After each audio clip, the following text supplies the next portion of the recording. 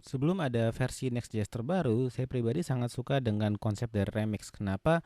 Dan kita lihat di sini bahwa kita bisa mendapatkan seluruh ide yang bisa dilakukan dalam sebuah root hanya dalam satu file saja. Jadi kita lihat di sini ada loader.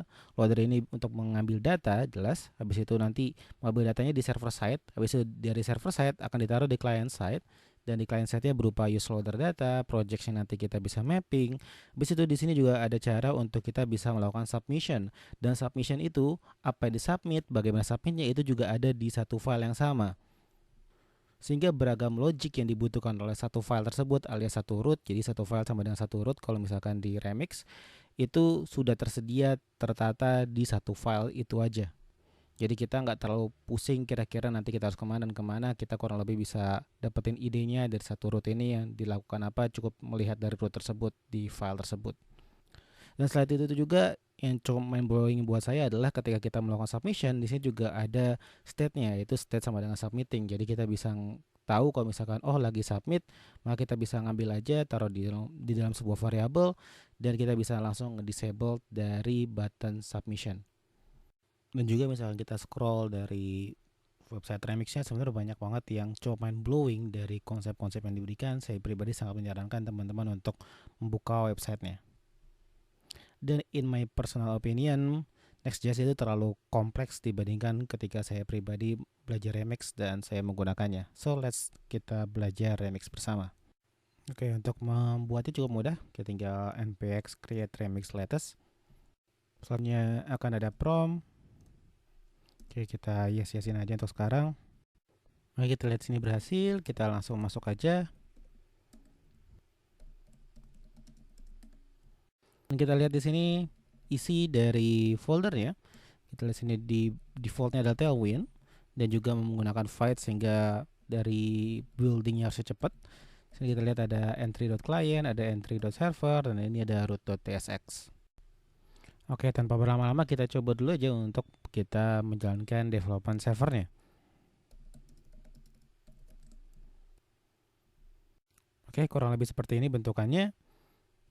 Oke, kita akan quick menjelaskan aja dari root.tsx dulu, yaitu adalah di sini adalah layout utamanya dan di sini adalah children. Jadi seluruh dalaman dari apapun itu, jadi view kita nanti di root kita bakal ada di render di dalam children sini. Dan sini outlet akan kita bahaskan sebentar lagi. Dan index.tsx adalah halaman utama. Jadi misalnya kita buka localhost .25173, maka inilah halaman utamanya ada di sini. Dan kita lihat sini ada name export berupa meta yang kita bisa menggunakan TypeScript di dalamnya. Dan kita lihat sini ada title new remix app dan description. Lalu setelah itu di sini juga ada komponen pertamanya. Komponen pertama kita di homepage kita. Oke, sekarang kita akan hapus saja isi dari ini. Dan kita akan hapus dari const resource ini. Jadi kita akan buat dari nol aja. Selanjutnya di sini saya akan membuat export const loader, dan setelah itu kita akan buat seperti ini. Nah, di sini misalkan teman-teman nanti butuh request dan sebagainya, kita bisa bikin param seperti ini. Jadi di sini bisa menggunakan TypeScript juga. Dan saya pribadi lebih menyarankan untuk memakai itu dibandingkan misalkan kita menggunakan kayak ada juga loader function. Ini lebih enak aja ketika TypeScriptnya. Jadi di TypeScript misalkan kita menggunakan loader function itu ada sedikit kompleksitas di dalamnya. Oke, kita langsung sini return aja halo dunia. Lalu kita di sini const data sama dengan use loader data. Lalu di sini kita bisa memberikan type hint, type of loader. Terus kita lihat isi dari data adalah string. Jadi kita lihat bahwa loader itu adalah tempat kita server side. Jadi server side kita lempar dengan return di sini. Setelah itu kita bisa ngambil di sini dan kita bisa lempar ke komponennya. Dan kita lihat berhasil. Jelas best practice-nya mungkin ini seharusnya berupa objek mungkin ya, dan bisa jadi message halo dunia, dan ya banyak hal yang bisa kita taruh di sini sebenarnya. Kita bisa ganti ini menjadi data.message, dan jelas ini juga kita bisa di async function dikarenakan misalnya kita butuh request ke third party API atau mungkin kita butuh dari database, maka kita bisa return berupa promise dengan menggunakan async function. Dan jika kita refresh, harusnya tidak ada perubahan di aplikasi kita. Nah, sekarang misalkan kita bikin berupa form data. Kita bisa bikin menggunakan form. Dan kita lihat di sini ini mengimport dari remix run _react. Kita bisa method post seperti ini, boleh. Method post.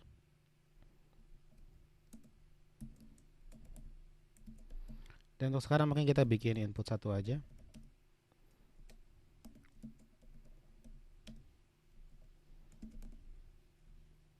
So di sini as simple as kita melempar berupa method post ke current root.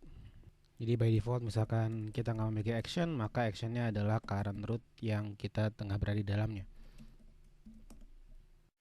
Selanjutnya kita bisa menggunakan export const action, di mana kita bisa async lalu action function args.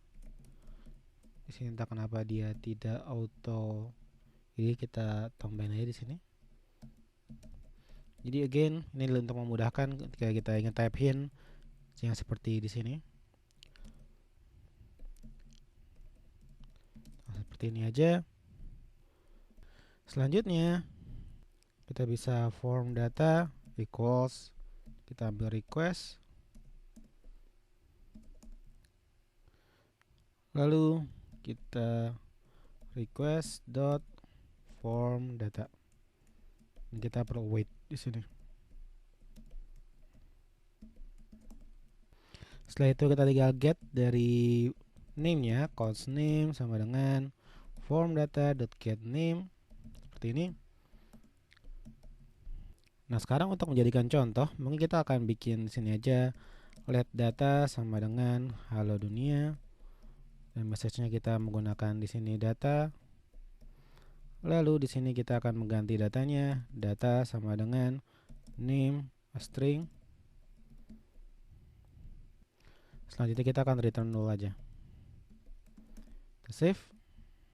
Oke, mungkin nggak sebagus itu untuk desainnya, cuma kita akan lakukan aja di sini.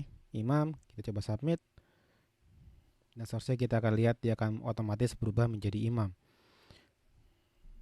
Dan enaknya remix sekali lagi bahwa semua logiknya bisa kita lihat di satu file ini aja. Kita lihat bahwa oh kita memiliki default dari komponen, alias kita memiliki view dari rootnya seperti ini, dan kita tahu bahwa ini akan yang bakal di request pertama kali adalah loader ini. Nah, setelah itu loader ini setelah merequest dia akan kirim ke komponennya, ke view-nya.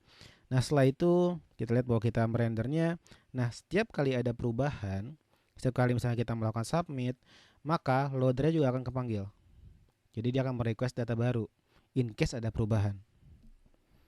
Jadi kita nggak perlu ngelakuin apa-apa, kita cukup di sini submit aja, lalu di sini actionnya akan otomatis terpanggil, dan habis itu kita juga akan otomatis langsung terpanggil loadernya lagi, sehingga kita tidak perlu melakukan apa-apa. Dia akan otomatis memanggil di background. Kalau misalnya ada perubahan, dia bakal kirim lagi ke use loader data, dan kita akan merendernya secara otomatis. Oke, dari desain mungkin tidak sebagus itu, tapi kita akan langsung aja mengisi dari nama di sini. Kita submit dan kita akan lihat bahwa kita tidak perlu melakukan apa-apa dan tiba-tiba terjadi re-render dengan data yang baru. Jadi, kurang lebih seperti apa flow-nya? Yang pertama adalah loader. Diambil dulu datanya. Jadi kita ngambil data di server side. Jadi loader dan action ini dua-duanya server side. Bedanya adalah loader itu khusus untuk get, method get. Sementara action ini untuk method selain get. Jadi loader ini diambil dulu, datanya diambil. Habis itu server side-nya sudah selesai, dia akan kirim ke client side. Nah, di client side ini baru di render. Nah, misalkan di sini kita akan melakukan action berupa post di sini ke root yang sama. Tapi dikarenakan metodenya berupa post, maka dia akan dikirim ke action. Jadi kita akan memanggil action. Nah, setelah itu, setiap kali kita memanggil action, maka loadernya juga akan otomatis terpanggil setelahnya. Jadi itu dikarenakan ada perubahan data, maka kita akan lihat bahwa dia akan merender di sini. Jadi sebenarnya bukan gara-gara perubahan data, tapi intinya ketika ada action yang kita lakukan, loader juga akan otomatis terpanggil, dan misalkan ada perubahan data, maka jelas dia akan merender menjadi data yang terbaru. Dan semua ini kayak magic bahwa kita nggak perlu ngakuin apa-apa, tiba-tiba selesai. Dan enaknya lagi, sekali lagi bahwa semuanya bisa dilihat dalam satu file ini aja. Semua logic yang berhubungan dengan root dari homepage dari halaman web kita, maka kita bisa lihat semuanya di sini. Gak ada sama sekali yang hidden dari control flow kita.